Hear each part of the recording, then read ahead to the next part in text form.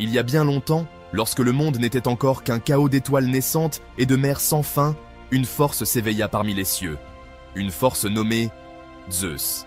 Mais contrairement à l'image qu'on garde d'un dieu juste et sage, Zeus n'a jamais été un roi ordinaire. Non, Zeus était rusé, joueur, et surtout, terriblement malicieux. La jeunesse de Zeus, la ruse contre Cronos.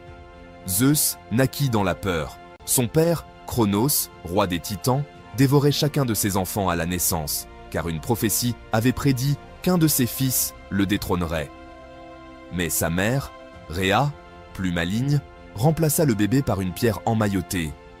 Cronos, naïf, avala la pierre sans se douter que Zeus grandissait en secret, élevé par des nymphes sur l'île de Crète.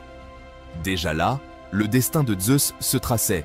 Il serait le roi, mais surtout le roi des entourloupes. Le plan de Zeus, libérer ses frères. Devenu adulte, Zeus revint, non pas comme un guerrier, mais comme un stratège. Il fit boire à Cronos une potion si puissante que ce dernier recracha tous les enfants qu'il avait engloutis. Poséidon, Hadès, Hestia, Déméter et Héra. Ainsi commença la grande guerre des dieux contre les titans, la titanomachie. Zeus mena ses troupes non par la force brute, mais par la ruse.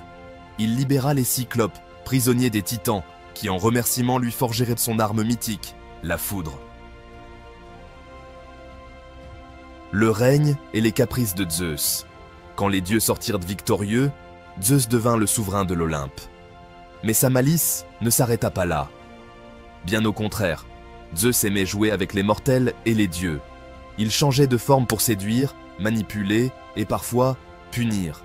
Il devint cygne pour approcher Léda, taureau pour séduire Europe, pluie d'or pour atteindre Danaé. Même les dieux redoutaient ses farces. Il s'amusait à provoquer des querelles parmi les immortels, testant leur loyauté et leur ruse.